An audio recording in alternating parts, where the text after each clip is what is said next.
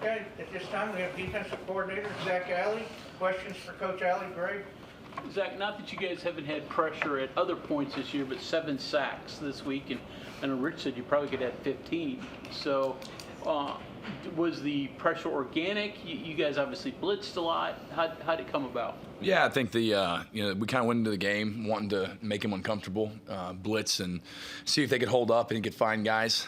So that probably helped. The aggressive nature of the game plan as far as coming after him and feeling like we had an opportunity to get there, and we got home a few times, and we did miss probably 6, 7, 8 more where he's pretty shifty back there. Was able to get away and kind of get out. So obviously good to create negative yardage plays and get those sacks again. Zach, you talked about making plays on the ball. It seems like Michael Coates is doing that at least once or twice a week. Yeah, how have you seen him develop? Yeah, I think he did a really good job from a technique standpoint last game, just getting his head around, playing the ball in the air, some things we've been preaching. And, I mean, he about one-handed, picked one of those off early in the game and then made a nice play in the end zone on the other one. So, he won 2 of the 3 competitive balls there, which is always good to see. But, he's just consistent. That's what he does well, and he does it every week, the same kind of intensity and level of performance. A guy like Coates, are you asking him to do different things that he did in Nevada? Go through that a little bit. It's been so long since I watched his film from Nevada. Like, I'm not sure. I think he played a good amount of man, if I remember back on that tape too. But ask him to do a lot of things: play cloud, play man, match guys. So it just depends on the week for the game plan of what that looks like. But he's a complete corner. I mean, he can do all of them, and does them well. So he's probably excels in press man coverage. But he's not like that's all he can do, and he can't play other things. No, he does everything well. He's made a couple good plays on the ball and bail third and a couple flat routes. About picked one off in the flat last game. So I think he does all the different techniques we ask of him, fairly well. Yeah, anyone with his background who never played high school football before? Probably not. Maybe there's a walk-on out there that walked on a team at some point that got an opportunity and made the most of it. But obviously going to the JUCO, that was kind of his high school experience, I guess. Going forward. So that might be a first. Just curious and use lay terms because it's probably getting over my head a little bit. But how were you able to compensate for their speed? Particularly, they were hitting you early on the sweeps. How did you adjust to that? Because you can't obviously make your guys faster to match their speed. Talking about in the running plays a little bit. Yeah, you try and set good edges and not let the ball get out. Don't make it go all the way to the sideline. Turn the ball back prior to it getting outside the hash, outside the numbers. And we did a couple of those, slanting the D-line, moving guys, getting an opportunity to keep the ball from getting on the edge and getting out there, with width. I guess I never felt like it stressed us in the game. I think they rushed for like 1.3 yards to carry. But that's consistently what you want to do is set a tighter edge than the sideline's going to set. Well, I guess this isn't the fastest defense. Probably not the fastest defense you've been. So you have to kind of compensate for that as a coordinator, right? Yeah, you find ways to help them. How do you? I think you're always, whether you're fast or not, you're looking at ways to keep the ball out of space. Space is not your friend on defense. You don't want a lot of yards out there where they can run, freely. So you're trying to take space away and create tackling angles and, turn the ball to support players. What's impressed you about your linebacker group over the last couple of games? Just how tough-minded they are, playing hard, and I think we almost were equal snaps last game as far as guys who were in and out, and you've watched some guys come on and play well near the end of the year, and we've been not completely healthy. We've been slightly banged up here or there, and so different guys have had to step up and take over roles, and it's good to see some of those guys perform, and I felt like last game they tried everything our game plan asked and demanded of them. They really stepped up to the challenge. It also seems like Carrico's really stacked up 2 impressive games back-to-back with Houston and then Colorado. What's kind of impressed you or stood out to you about him? Yeah, Reed's consistent. He is, and he's the same guy when he comes to work every day. His study habits, the way he is, the leadership qualities, the mannerisms, the just commitment to excellence is there. And so he's been a product probably of that consistency showing up now later in the year. And same thing, more reps in the system, you get better. And so I think that's just been, probably the last couple of weeks you've seen that come to fruition some. How difficult difficult is it to prepare for a quarterback who in his last start threw for almost 200 yards, but then ran for almost 230 yards and can really do it all? Yeah, I think they've done a good job of adjusting the offense to fit who he is and to use his skill set and ability. I'll be curious to see how they come out and use him this week. He's a good player though. He's hard to get down. He's big. I mean, he looks like he's like 4 or 5 inches taller than everybody else out there when he's taking the snap. So we've got to do a good job of corralling him and hopefully limit some of the quarterback run game. Do you look at his previous stops too, at what he did at Georgia Tech and Nebraska, or are you looking solely at Arizona State? We look at everything.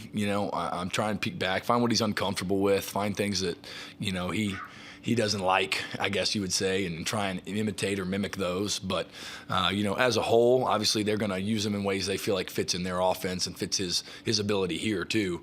And I think they do a tremendous job of game planning and creating matchups for positive yards, I guess, on their side. So when you guys were struggling a little bit earlier in the season, you mentioned that the offenses were getting second and short, third and short. It was easier for them to convert those first downs. That hasn't been the case as much recently where the defense is playing better.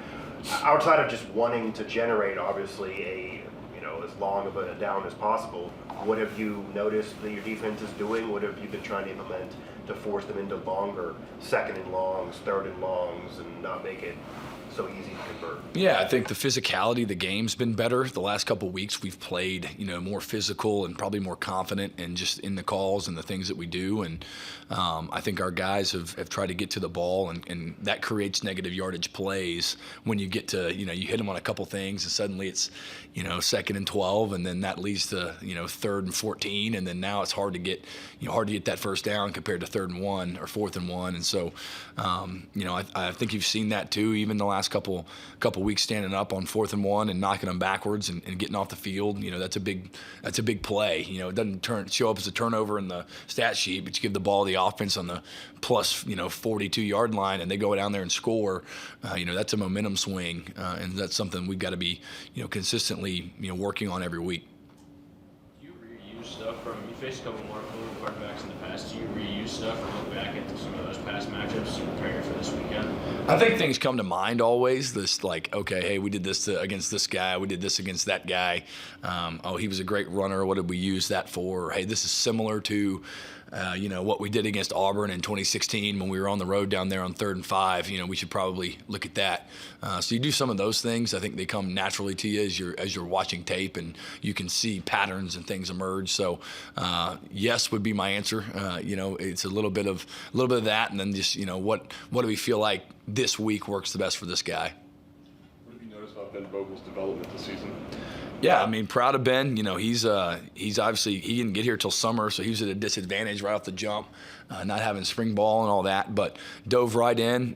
Has just continued to get better and better and better. And last game I was laughing because there's a period where I felt like Ben was playing really good, and then he needed a blow for a minute. Then Reed comes in and gets 2 sacks, and I was like, man, it's a good thing to have. I think they played about equal reps, so just developing himself into a starter level player consistently in the scheme, and you've just seen that as he gets comfortable in the defense. Same thing, reps help.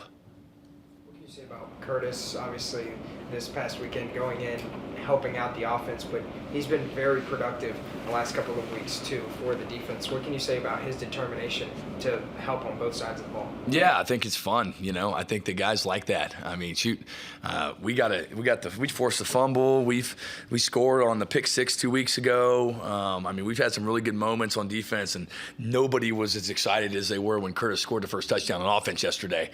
Our whole sideline, I'm talking to them, and they just gone. Everybody cheering, standing up, going to help out their brother, and that was cool. You like to see that, and that creates energy. And so he's just a guy that has the multiple, a skill set. And I said that before on how we use him on defense, and same thing's happening on offense. Give him an opportunity, and he's a guy that makes plays. Zac, facing a quarterback this week that can not only scramble, but also they're going to run, straight out QB runs with them. How does that change your pass rush, your pocket pressure, that you've got to be kind of cognizant of the different ways he may run? Yeah, I think you got to do a great job of keeping contained and keeping him in the pocket, giving yourself a chance with just the, ways you attack and the pressures and all. You leave a void edge, on one side, he's probably going to find it, and get out, and he does a good job of that in extending plays. And then once he's on the move, it worries you because you're like, yeah, and he's fast and he's physical and he can throw the ball a mile, down the field. So it's a challenge for sure, and you just got to have our guys conscious of the leverage they're supposed to have when they're rushing, and don't cross the center if you're not supposed to cross the center. Don't, rush up the field and not counter back inside if he's, you're past the quarterback depth. So just trying to maintain the kind of that pocket integrity within the rush. Common wisdom that says, hey, put a spy on it. Is that something that you will do occasionally, or you're for or against that, or have the personnel to do it? I think a little bit of both. I think you pick and choose your spots. I think the part of the problem is when you spy a guy, sometimes he outruns a spy. So you don't want that to happen because now you just lost somebody in the rush or in coverage, and now he's useless as far as going to get him. So it's a balance, I think, of both. Sometimes you want to change it up, and then other times, it's not really worth it depending on, the situation. When Rich was going to use Curtis as part of the running back room, how involved were you in that process? Obviously, Rich is the head coach and has final say, but did he all come to you and say, do you think Curtis can handle this? And then kind of a second question, what are traits that you look for when recruiting even players that they could maybe play to both sides of the ball? Rich mentioned that's what he wants maybe going forward in those players, but what are some traits you look for? Yeah, to answer the first question, Coach came in and just asked who we thought maybe could, play some of that running back role, who did it in high school, et cetera, because obviously we had a lot of injuries. We're trying to find some guys who could step over, and we felt like as a staff, there's a couple guys, and Curtis was probably our number one, and then he went over there and did it well, so he got to keep the role, because he went over and did well. But we tried a couple of different guys out pre-practice that day, I think, but he was the best one. And then the second part of the question, in today's world, now that you're cutting the rosters down, and we don't have the ability, like the NFL, okay, they have half as many as we have, but man, if my third tailback gets hurt, I can go get another one. I can go sign a guy. I mean, even nowadays, the crazy thing is, you get 4, 5, 6 dudes injured, like you can't even go get a walk-on from campus. They won't let you, the roster's set. So it's just tough, and so that's weird. We were talking about it the other day. It's not like, oh, the NFL, they, whoever it was, the Cowboys need a D tackle, so they traded for one. Well, we can't do that. That's not a thing. So you have to have more as we cut the roster size down. You're going to have 5 to 10 guys probably that can play both ways and give you some opportunity so that in the event of something happening that, the guy goes down or whatever it is, that they can do both. And then, there are guys you recruit who like, man, that dude's a dynamic receiver and he might be a quarterback and he can play safety and he can play linebacker and he can do all these things because he's a great player. And so you obviously want to get those guys because you feel like they're, doubly as valuable, because they can do multiple things. Okay, time for one question. The consistency in what you kind of preached to your guys this year, and you said it a bunch, just do better. And you weren't going to change a bunch of stuff where, I don't know, maybe at low points you could have just tried new things and added and subtracted. Is that like the easier path, just sticking with what you're doing and not changing it to get to where you want to be, or at least closer to where you want to be?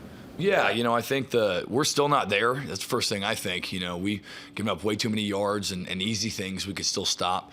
But just trying to get the consistency of what we're doing and how we play, even more than, maybe the schemes and the thoughts of the different ways we're going to align, attack, blitz, all that. I mean, that's going to change week to week and year to year depending on who you have. But just the standard of how we understand the game, how we attack every single day of our work week, how we go into a game with a mindset of belief of being the most physically dominant team, playing relentless football, playing intelligently, and being able to execute. And so those are the standards and the things that, they'll never change. And the longer that, we have guys in the system that are here, the easier that becomes and the more instilled in their DNA that it really is. Okay, thank you very much.